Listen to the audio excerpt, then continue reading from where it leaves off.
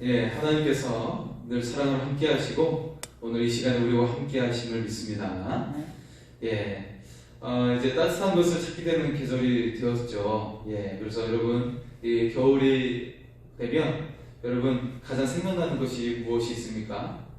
예, 뭐 이렇게, 예, 어떤 것들이, 어떤 나를 따뜻하게 해주는 것들, 예, 뭐 따뜻한 국물 같은 게 생각이 나고, 예, 그죠? 예, 그래서 뭐 길을 가다가도 뭐 이렇게 뭐 오뎅이랄지 그런 것 한다 그러면 오뎅 국물을 한번 마시고 싶은, 예, 그런 따뜻함이 그려지는 그런 계절을 우리가 맞이하고 있는데요. 그렇다면 여러분에게 있어서 인생에서 내가 따뜻한 계절이 있다면 어느 계절에, 어느 때에 내 인생의 계절에 따뜻하셨습니까? 어느 때에 내 인생의 계절 속에 내가 따뜻한 시절을 보냈는지, 그때가 언제였나요? 예, 물론 사람마다 저는 그래도 이렇게 좀 더 건강했을 때입니다, 젊었을 때입니다, 다양하게 이야기하겠지만 우리 예수 믿는 사람은 지금, 바로 지금이 가장 따뜻한 계절인 줄 믿습니다. 네, 왜냐하면 주님이 나와 함께 하시기 때문에, 나의 구원자가 나의 생명으로 함께하여 주시고 나의 모든 것을 책임져 주시기 때문에, 예, 지금 우리의 그 따뜻한 계절이 바로 지금인 줄 믿습니다. 네. 자, 여러분, 좋은 일이 쌓이면 더 큰 좋은 일이 오게 돼요. 예, 그래서 좋은 일을 계속 만들어내고 그렇게 쌓여가면 더 큰 좋은 일이 또 기대하게 됩니다. 예, 어떤 사업하는 사람들도, 예, 계속해서 좋은 고객들과 좋은 관계를 맺으면 어떻게 돼요? 갑자기 유명해지게 되는 거예요. 입소문 타가지고 굉장히 유명해지게 되는 것이죠. 반대로 나쁜 일이 쌓이면 감당할 수 없는 일이 오게 되는 거예요. 예, 이 가게가 한 사람에게 잘못 욕을 먹고 또 한 사람이 또 욕을 먹고 그러면, 예, 감당할 수 없는 그런 지경에 이르게 되는 것이죠. 우리의 인생이 그렇게 나오는 것을 또 볼 수가 있습니다. 예. 그런데 여러분, 그 모든 상황 속에서 우리에게 좋은 비결이 있어요. 내가 좋은 일을 만들고 혹은 나쁜 일을 대처하기 위해서 어떻게 해 나갈까 할 때, 인간적인 여러 가지 노력과 방법도 있겠지만 가장 좋은 방법은, 그것은 바로 우리가 하나님께로 돌아가는 것인 줄 믿습니다. 가장 좋은 방법은 우리가 하나님께로 돌아오는 거예요. 하나님 안에 거하는 것입니다. 그러면 됩니다. 자, 오늘 말씀은 우리에게 경고의 말씀을 주고 있죠. 네. 그래서 언뜻 그 내용을 보면 마치 요한계시록이 생각나는 듯한 그런 느낌이에요. 왜냐하면 멸망과 심판과 파멸을 묘사하고 있기 때문에 이거 요한계시록 아니냐고 할 정도로 그런 느낌을 받을 수가 있는데요. 자, 오늘 말씀은 우리의 죄악에 대해 경고하고 있는데, 여기에서 우리가 벗어나고 회복할 수 있는 확실한 방법이 있어요. 예, 어떻게 하면 우리가 완전히 회복할 수 있는 그런 좋은 방법을 가질 수 있을까요? 그 방법이 무엇일까요? 그것은 바로 하나님께로 돌아오는 것이죠. 자, 그래서 오늘 말씀은 이렇게 제목을 붙이게 되었는데요. 마음의 악을 씻어버리라. 예, 마음의 악을 씻어버리는 거예요. 자, 우리의 인생에 있어서 가장 중요한 것은 마음입니다. 우리의 마음밭이 중요하고, 우리의 마음에 어떤 마음을 내가 결정하고 살아가는지가 굉장히 중요하죠. 그래서 상황이 중요한 것이 아니라, 상황은 다 어려움이 올 때가 있어요. 어떤 인생이든 어려움이 올 때가 있어요. 예, 그렇기 때문에 상황이 중요한 것이 아니라 우리의 마음의 문제라는 것을 우리가 깨달아 알 수 있기를 소원합니다. 그래서 오늘 말씀은 마음의 악을 씻어버리라고 이야기하고 있어요. 여러분, 사람이 다 그 사람이 그 사람이에요. 그죠? 그놈이 그놈이고. 예, 여러분, 만약에 이게 설문조사를 했다고 하잖아요. 기존 이제 부부들한테 다시 태어나면 이 사람과 다시 결혼하시겠습니까? 라고 했을 때, 예, 여러분은 어떻게 대답하시겠습니까? 근데 많은 사람들이, 뭐 90% 이상의 사람들이, 내가 정신 나갔냐고 그렇게 말하는 사람들이 많이 있었다고 그러죠. 네. 어쨌든, 오늘 말씀은 내 마음의 문제라는 것이죠. 사람이 그 사람이에요. 그래서 좀 오래 연륜을 가지고 사신 분들은 그래서 뭐 이렇게 80대 넘어가고 90대 넘어가신 분들은 이야기하면 지금 배우자와 같이 살겠습니까? 라고 하면 어떻게 돼요? 뭐 그놈이니까 뭐 그냥 살고 말지 하고 또 다른 사람 만나서 괴롭힘을 당하느니 그냥 살고 말지라고 하는 분도 있다고 그럽니다. 자, 그렇기 때문에 우리의 인생에 중요한 것이 마음인데, 오늘 말씀은 우리의 마음의 악을 씻어버리고 하나님께 돌아오기를 바라고 있습니다. 그리고 이것이 바로 우리의 인생에, 그리고 지금 우리가 코로나를 당하고 있는 이 상황 속에서 우리의 삶을 새롭게 하고 우리의 인생과 또 우리의 가정을 새롭게 할 수 있는 방법이, 놀라운 비결이 된다는 것입니다. 그래서 여러분, 우리의 마음을 씻어버리고 하나님께로 돌아올 때 하나님께서 우리 속에서 아름다운 역사를 이루어 주실 줄 믿습니다. 그 하나님을 기대하고 우리의 마음을 씻어버리고 하나님께 돌아갈 수 있기를 소원합니다. 예레미야가 타락한 유다 백성들에게 경고의 말씀을 하고 있어요. 심판이 임박했다는 거예요. 실제로 예레미야가 활동하고 있을 때 남한국 유다가 멸망합니다. 멸망해요. 그래서 성전도 완전히 파괴가 되어지게 됩니다. 자, 여러분, 예레미야가 내 조국이 멸망한다는 예언을 해야 합니다. 지금 하고 있어요.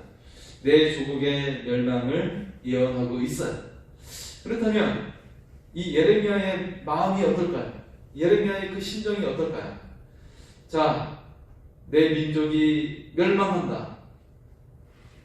그리고 나의 이웃과 나의 친구와 나의 친척과 나의 가족도 죽임을 당하게 된다. 그러면 여러분 마음이 어떻겠어요? 이것을 내 입술로 말해야 된다면 여러분 어떻겠습니까? 굉장히 마음이 무겁고 힘들죠. 상당히 그 마음속에 고뇌가 깊어지게 될 것입니다. 자, 이 슬픔의 상황에서 예레미야가 어떻게 기도하고 있는지 우리가 볼 수가 있어요. 자, 이 슬픔의 상황 속에서 어떻게 기도하고 있습니까? 10절의 말씀을 보겠습니다. 10절입니다. 내가 이르되 슬프도소이다. 주 여호와여, 주께서 진실로 이 백성과 예루살렘을 크게 속이셨나이다. 이르시기를 너에게 평강이 있으리라 하시더니 칼이 생명에 이르렀나이다. 여러분, 성경은요 우리에게 많은 말씀으로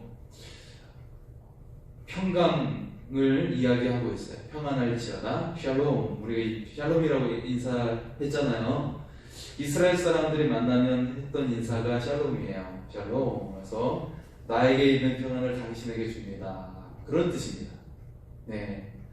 평안하세요라고 단순히 하는 것이 아니라 나에게 있는 평안을 당신에게 줍니다 라고 하면서 이 관계 속에서 평안을 선포하는 거예요.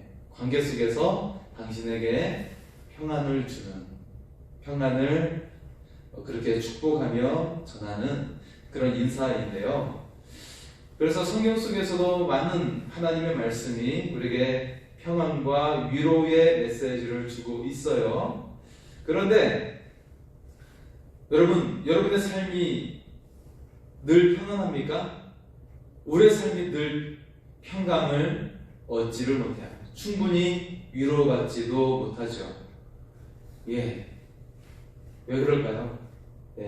우리는 늘 위로와 그 평안의 삶을 위해서 몸부림만 칠 뿐이에요. 왜 그럴까요? 왜 그런지 아십니까? 우리의 마음밭이 내 중심 쪽으로 흘러가고 있고, 그러면서 거기에 부정의 씨앗이 심겨져 있기 때문에 그래요. 자, 나 중심적으로 돌아가면서 거기에 무엇이 심겨져 있다고요? 부정적인 씨앗이 심겨져 있어요. 그렇기 때문에 절대 위로와 평강을 얻을 수가 없어요. 만족할 수가 없어요. 자, 그래서 하나님은 오늘 말씀을 통해 우리의 마음을 씻어버리기를 원하고 계시는 겁니다. 자, 예레미야, 이제 내 나라가 멸망하게 되었고 내 가족과 친척이 목숨을 잃어버리게 되는 그런 상황 속에 놓여 있는데, 이 상황 속에서 하나님은 어떤 말씀을 하실까요? 어떤 말씀을 하실까요? 이 속에서 하나님의 감정을 우리가 느낄 수가 있습니다. 하나님의 감정을 우리가 알 수가 있는데요. 1절과 2절의 말씀을 보겠습니다. 1절과 2절입니다. 여호와께서 이르시되 이스라엘아, 내가 돌아오려거든 내게로 돌아오라. 내가 만일 나의 목전에 가증한 것을 버리고 내가 흔들리지 아니하며 진실과 공의와 공의로 여호와의 삶을 두고 맹세하면 나라들이 나로 말미암아 스스로 복을 빌며 나로 말미암아 자랑하리라. 아멘. 자, 이 말씀 속에 느껴지는 우리를 향하신 그 하나님의 그 감정, 그 마음, 무엇이 느껴지시나요? 이 속에 보면 매우 친근함을 가지고 계신다는 것을 발견할 수가 있죠. 하나님께서 그의 백성에게 돌아오라고 말씀하세요. 마치 이것은 아버지가 자녀에게, 엄마가 자녀에게 아이고 엄마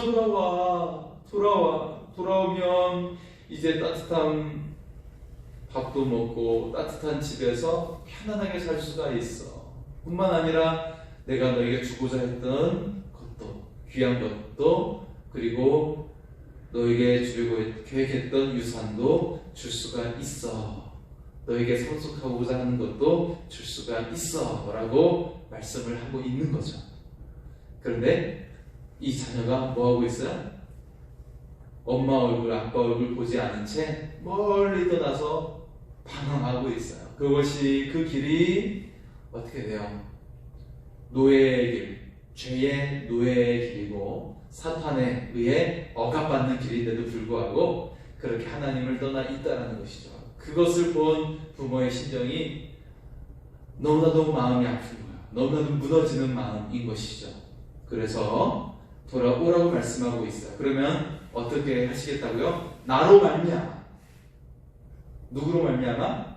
하나님으로 말미암아 스스로 복을 빌며 또 하나님으로 말미암아 자랑하리라. 이 은혜가 임하게 될 줄 믿습니다. 우리 자신이 아니에요. 우리 자신이 아니라 하나님으로 말미암아 우리가 복을 빌 수가 있는 거고, 하나님으로 말미암아 우리의 인생이 자랑스러워지게 된다는 것입니다. 여러분, 이 하나님은 이런 축복이 우리에게 임하기를 원하시는 거예요. 하나님의 마음은 이런 마음입니다. 그래서 1절과 2절은 이렇게 하나님의 그 진정한 마음, 우리를 사랑하고 우리를 귀하게 여기시고 우리에게 정말 하늘의 축복이 임하는 삶이 되기를, 그런 마음으로 하나님께서 우리에게 쏟아붓고 계세요. 하지만 어때요? 그 이후의 말씀, 오늘 31절까지의 그 계속되는 말씀 속에 보면 심판, 굉장히 참혹한 심판의 말씀이 굉장히 길게 묘사되어 보이죠. 그러니까 여러분, 이따가도 말씀드리겠지만요, 여기서 하나님의 우리를 향한 의도와 그 하나님의 그 심정이 무엇인지를 우리는 분명히 알아야 됩니다. 그 심정이 바로 1절과 2절, 이 말씀이 핵심이라는 거예요. 이것이 바로 우리를 향하신 진정한 하나님의 마음입니다. 자, 오늘날 여러분 교회에 들어와 있지만, 교회에서 예배를 드리고 있지만 교인들의 그 마음의 상태는 어떨까요? 여러분의 마음의 상태는 어떻습니까? 네. 자, 하나님의 전에 들어와 있지만 그 마음의 상태가 어떤가? 하나님의 뜻을 외면하는 사람들이 있어요. 그리고 단순히 하나님 믿는 것이 그냥 종교 행위에 갇혀 있어서 예배 다 끝나면 교회 밖을 나가버리면 세상 사람들과 어떤 차이점이 없이 분별함이 없이 살아가는 사람들이 많이 있죠. 그래서 세상 사람들과 함께 세상을 즐기고 세상 가운데 거기에서 어떤 쾌락을 추구하기도 하고 거기에 술에 쩌들기도 하고 거기에서 그 즐거움을 탐닉하기도 하고 그런 사람들이 있습니다.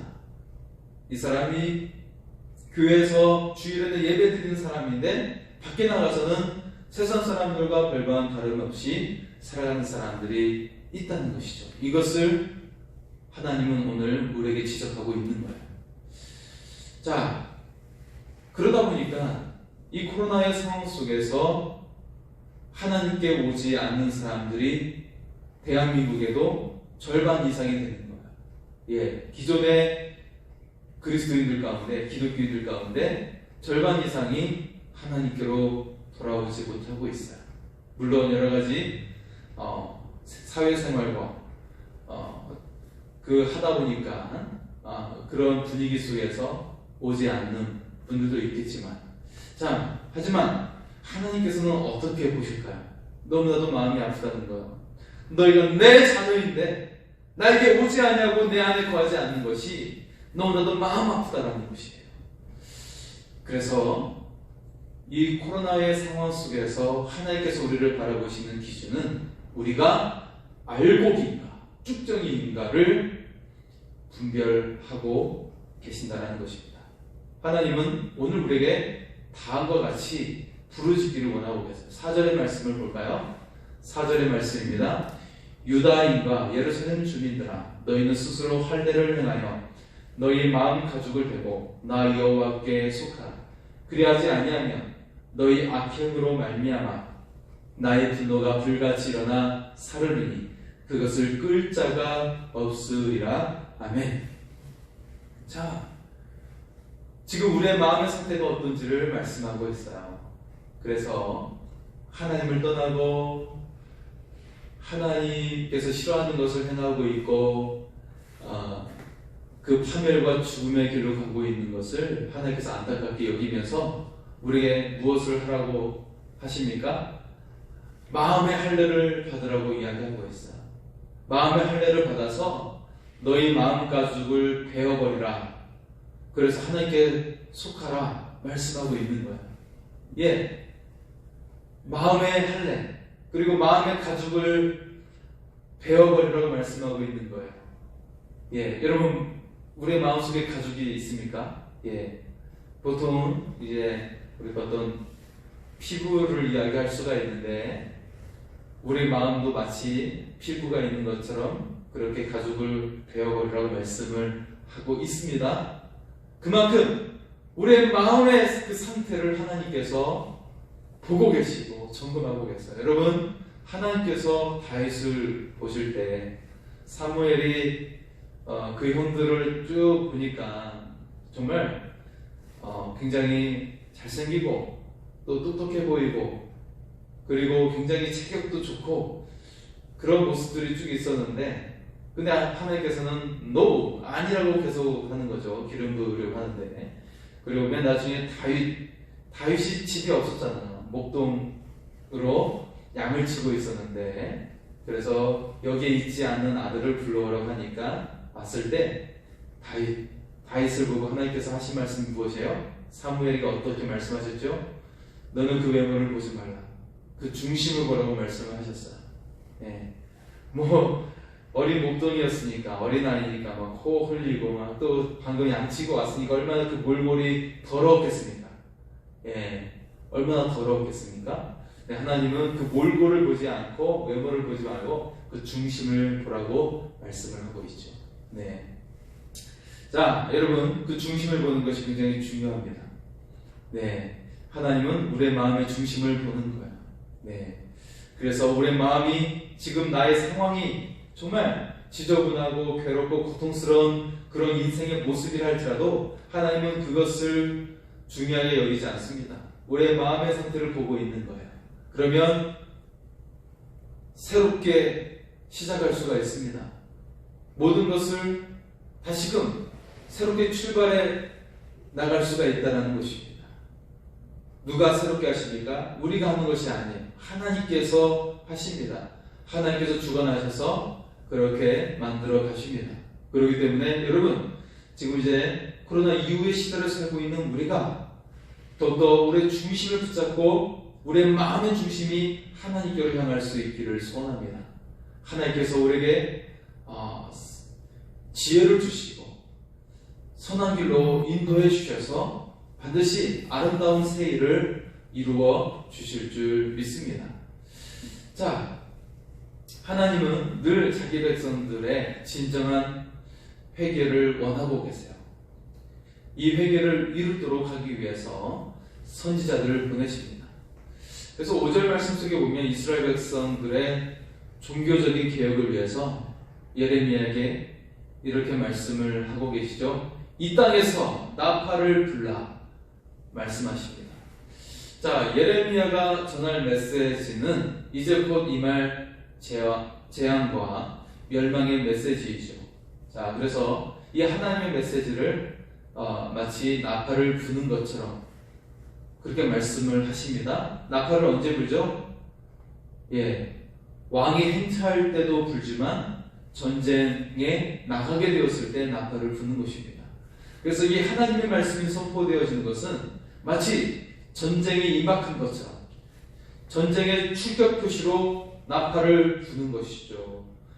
그래서 붕붕 하면서 나팔을 불면서 진격해 나가는 거예요. 그래서 적군을 섬멸하기도 하고, 혹은 하나님의 백성이 오늘 말씀 속에서는 적군에 의해서 역으로 당하게 되는 그런 말씀이죠. 어쨌든 하나님의 말씀 우리에게 경각을 시키시는 말씀으로 주시기도 하고, 우리를 새롭게 하시는 말씀으로 주시기도 하고, 우리에게 승리를 주시기 위해 하나님의 말씀을 나팔을 불며 우리에게 주신다라는 것입니다. 여러분, 하나님의 말씀을 받을 때 우리 인생을 향해 하나님께서 나팔을 불고 계신다는 것을 우리가 믿을 수 있기를 소원합니다. 그런데 이 나팔의 소리가 우리를 진멸하는 소리가 아니라 우리에게 승리를 주시는 나팔 소리가 될 수 있기를 소원합니다. 그것은 우리가 하나님께 돌아오는 거예요. 하나님 안에 거하는 것입니다. 하나님을 경외하며 살아가는 것입니다. 이것이 우리에게 멸망의 나팔이 아니라 승리의 나팔이 되어 하나님의 말씀이 선포될 줄 믿습니다. 자, 이제 다가올 재앙의 예언을 하고 있는데요. 재앙에 대해 예언하고 있는데 13절과 14절을 보겠습니다. 13절과 14절입니다. 보라, 그가 구름같이 올라오나니 그의 뱅거는 회오리바람 같고 그의 말들은 독수리보다 빠르도다. 우리에게 화이도다. 우리는 멸망하도다 하리라. 예루살렘아, 내 마음의 악을 씻어버리라. 그리하면 구원을 얻으리라. 내 악한 생각이 내 속에 얼마나 오래 머물겠느냐. 아멘. 자, 이것이 바로 교회를 향하여 외치는 회개의 메시지입니다. 멸망이 우리에게 병거가 되어 회오리바람처럼 몰아치고 있고, 그리고 그 말들이 독수리보다 빠르게 날아오르는 그 모습으로 묘사하고 있는 것이죠. 그래서 우리에게 하나님께서는 어떻게 요청하고 계십니까? 마음의 악을 씻어버리라. 그러면 구원을 얻으리라. 할렐루야. 지금 오늘 이 시간 우리 마음속에 있는 악을 씻어버릴 수 있기를 소원합니다.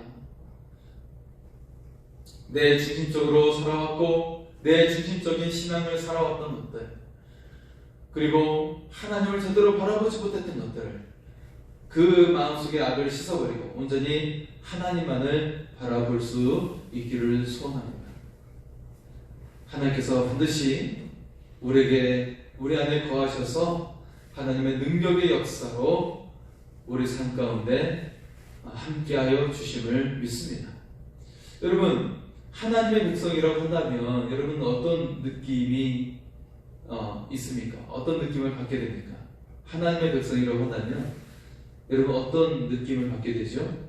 예, 정말 영광스러운 말이지 않습니까? 이 칭호가 우리는 하나님의 백성입니다. 우리는 하늘 백성입니다. 라고 하면 너무나도 감격스럽지 않습니까? 그런데 오늘 말씀 속에는 하늘 백성이란 말이 매우 슬프게 사용되고 있습니다. 그래서 예레미야는 통곡하고 있어요. 왜냐하면 하나님의 백성에게 닥칠 전쟁과 패망 때문에 슬퍼하고 있는 것이죠. 하나님의 백성들의 모습을 바라보며 통곡하고 있습니다. 여러분 너무 말이 안 되지 않습니까?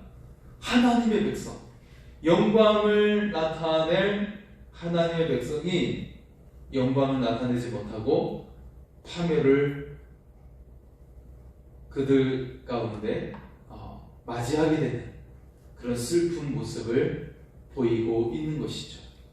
자, 한번 볼까요? 19절의 말씀입니다. 자, 이 모습을 보고 예레미야가 이렇게 말씀을 하고 있어요. 19절의 말씀입니다. 슬프고 아프다. 내 마음속이 아프고 내 마음이 답답하여 잠잠할 수 없으니 이는 나의 심령이 나팔 소리와 전쟁의 경보를 들음이로다. 예레미야가 애통하고 있어요. 그래서 예레미야의 별명이 눈물의 선지자입니다. 여러분, 예레미야가 애통하고 있는데 이 애통은 또 누구의 애통입니까? 바로 하나님도 애통하고 계신다라는 거예요.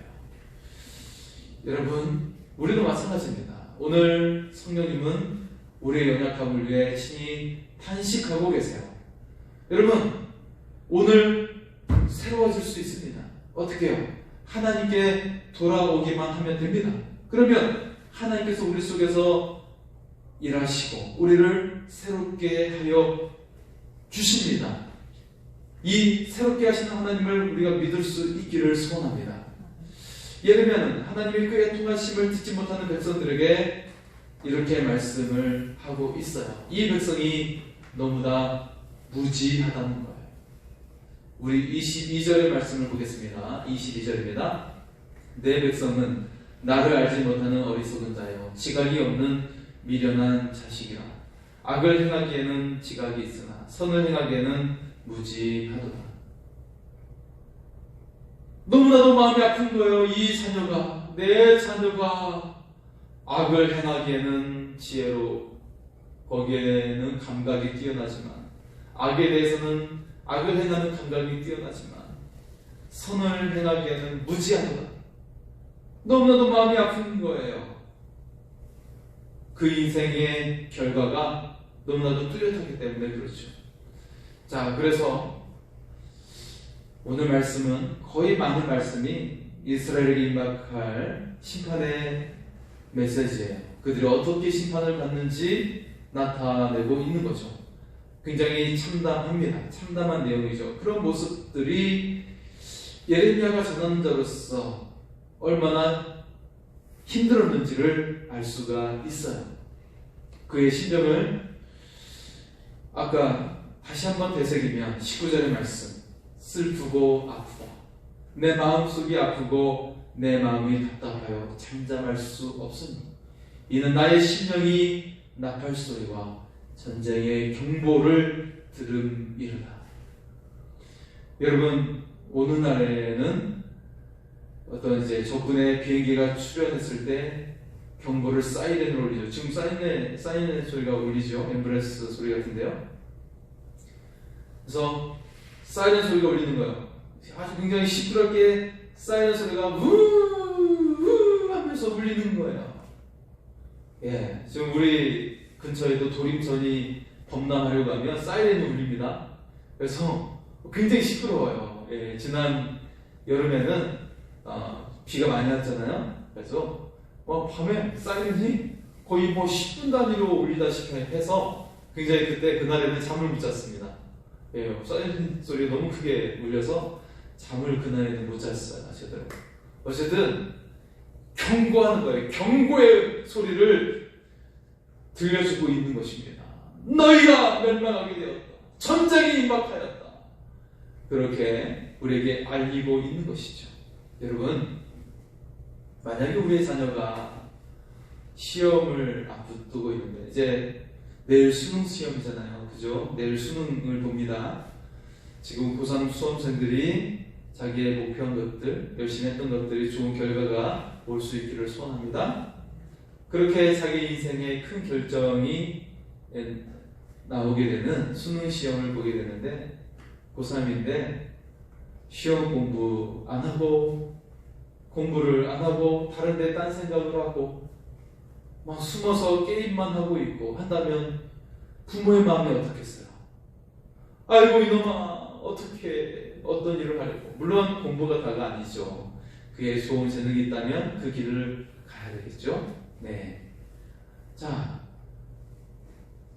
이제 다 큰 성인 된 자녀가 경제적인 독립을 하지 못한 채 일하지 않고 돈만 쓰고 있고 맛있는 것만 먹고 다니고 친구들만 만나고 그런다면 그 부모의 심정이 어떻겠어요? 야 이놈아, 너 어떻게 되고, 너에게 이제 부모가 네 곁에 없을 때 너 어떻게 살려고 그러느냐.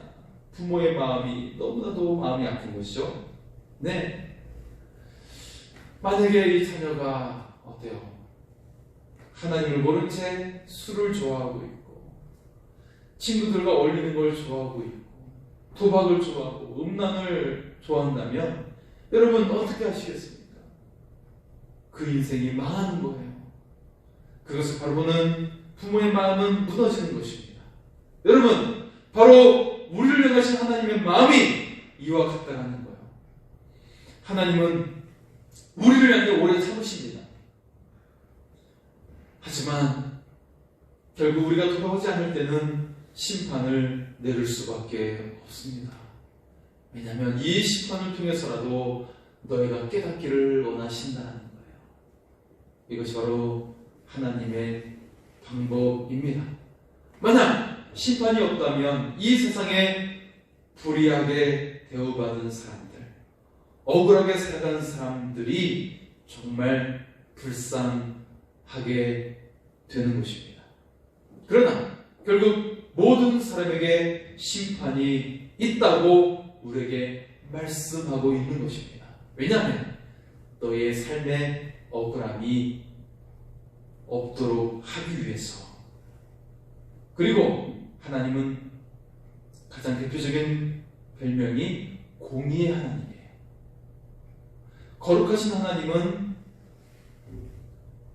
그를 나타내는 그 대표적인 모습으로 공의의 하나님이심을 구약 성경 전체에 걸쳐서 하나의 주제가 되어 우리에게 나타내고 계십니다. 여러분, 구약 성경의 주제는 공의의 하나님이에요.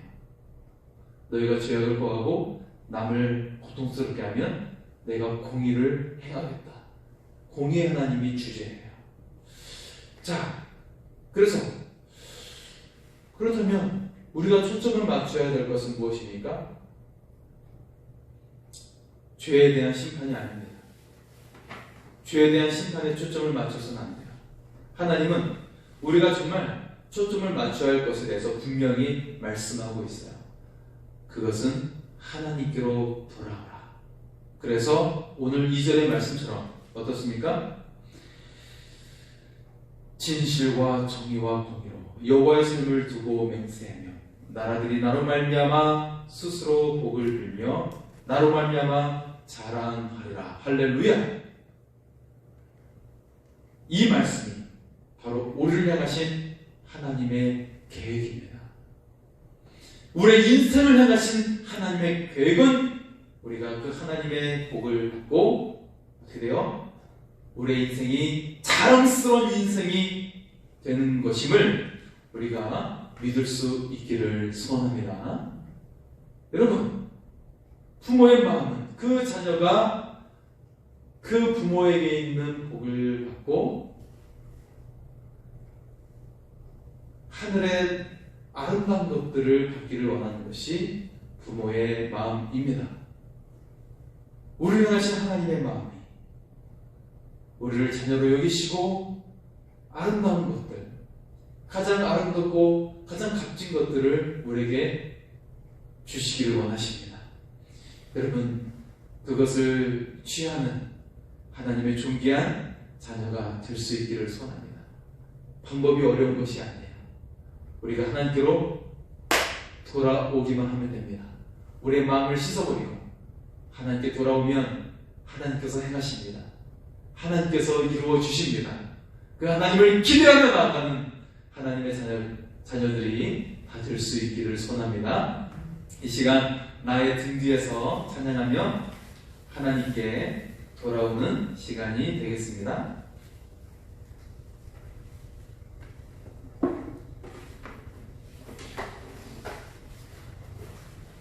나의 등 뒤에서 우리 하나님 안에서 다시 일어날 수 있기를 소원합니다.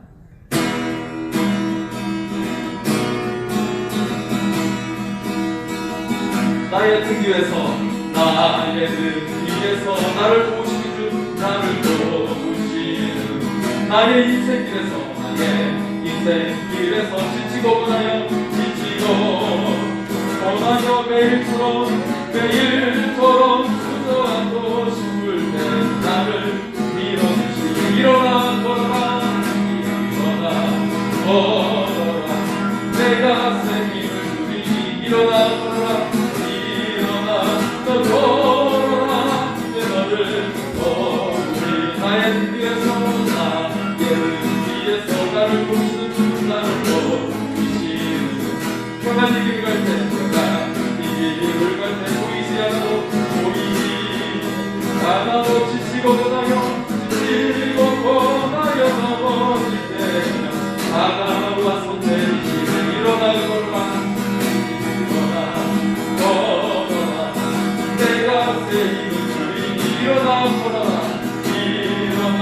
너 걸어라, 내 너를 나의 등 뒤에서, 나의 등 뒤에서 나를 보시는, 나를 보시는 때때로 기도하고 있었는데 기도라고 여전히 계시니 잔잔한 미소로 바라보시며 나를 대적하시네 일어나 걸어라, 내가 새 힘을 주리니 일어나 걸어라, 너 걸어라, 너를 일어나 걸어라, 내가 새 힘을 주리니 일어나 너 걸어라, 너를 이 시간 기도하겠습니다. 하나님, 이제 다시금 하나님께로 돌아가 우리의 마음을 다 씻어버리고 하나님 안에서 일어서게 하여 주시옵소서. 가정도 교회도 일어서게 하여 주시옵소서. 주여 외치고 기도하겠습니다. 주여!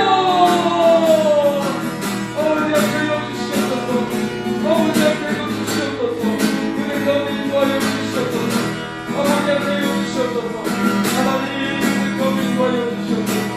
아버지 그대 가운데 인도하여 주시옵소서. 주여 그대 가운데 주시옵소서. 아버지 내 승리 인도하여 주시옵소서. 하나님 인도하여 주시옵소서. 저렇게 하신 주님으로 말미암아 인도하여 주시옵소서. 주여 인도하여 주시옵소서. 아버지 역사하여 주시옵소서. 주님의 역사로 말미암게 해주시옵소서. 주여 아버지 하나님께로 주시옵소서. 하나님께 인도하여 주시옵소서. 하나님 저를 구하여 주시옵소서. 아버지 가정에 일어서게 하여 주시옵소서. 하나님 교회가 일어서게 하여 주시옵소서. 하나님 자녀들이 일어서게 하여 주시옵소서. 하나님 인생이 일어서게 하여 주시옵소서. 아버지 그렇게 하여 주시옵소서. 새 힘을 주신 하나님을 말미암아 서게 하여 주시옵소서. 아버지 주여 역사하여 주시옵소서. 주의 속에 아버지의 승리 주시옵소서. 하나님의 승리 하여 주시옵소서. 주의 승리 하여 주시옵소서. 거의 신주 하나님, 우리를 자녀 삼아 주시고 언제나 사랑으로 함께 하심을 감사합니다. 하나님, 이 코로나를 통해 지내오면서 하나님을 떠나만 이 사람들이 있고 또 우리들도 우리의 신앙이 전처럼 뜨겁지 아니하고 연약하고 아버지 하나님이여 편한 것만을 추구하고 있지 않는지 돌아보게 됩니다. 이 시간 하심 아버지 주여 성령의 불길이 타오르게 하여 주셔서 말씀의 불길이 오르게 하여 주옵소서. 기도의 불길이 타오르게 하여 주시옵소서. 우리의 인생의 부흥의 역사가 일어나게 하여 주시옵소서. 아버지 우리의 마음을 씻어버리고 하나님께로 돌아오게 하여 주옵소서. 하나님의 뜨거운 역사로 말미암아 살아가게 하여 주시옵소서. 그래서 인생이 일어나게 하여 주시고 가정이 일어나게 하여 주시옵시고 자녀들의 삶이 일어나게 하여 주시옵시고 교회가 일어나게 하여 주옵소서. 이 나라가 일어서게 하여 주시옵소서. 하나님의 놀라운 역사를 보게 하여 주시옵소서. 모든 악한 영은 예수의 이름으로 명하노니 떠나갈지어다. 모든 악한 역사는 무너질지어다. 또한 모든 연약한 질병이 예수의 이름으로 고침받을지어다. 하나님의 역사를 기대하오니 하나님이 오셔서 일하여 주시옵소서. 위대한 역사를 이루어 주시옵소서. 모든 영광을 주께 돌리며 모든 말씀 예수님의 이름으로 기도하옵나이다. 아멘. 하늘에 계신 우리 아버지, 아버지 이름을 거룩하게 하시며 나라가 임하옵시며 뜻이 하늘에서 이룬 것 같이 이 땅에서도 이루어지이다. 오늘 우리에게 일용 양식을 주시고 우리가 우리 잘못한 사람을 용서하여 준 것 같이 우리 죄를 용서하여 주시고 우리를 시험에 빠지지 않게 하시고 악에서 구하소서. 나라와 권능과 영광이 영원히 아버지의 것입니다. 아멘.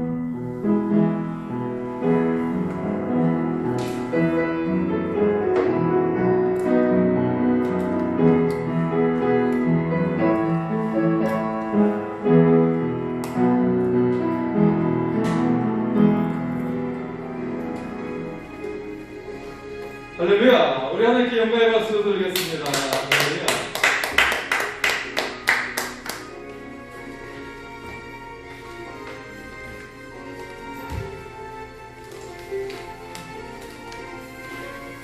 권사님, 그 TV 연결했어요? 그거는 멋지게 가지고 이제 나는 잘 나오고 있어. 그 내렸어? 아니 못 내려놔. 저걸 내려놓으면 이쪽에 출입문도 못 닫고 그 냉장고 문도 못 열어놔. 그게 이전보다 많이 좁더라고 집이. 그래서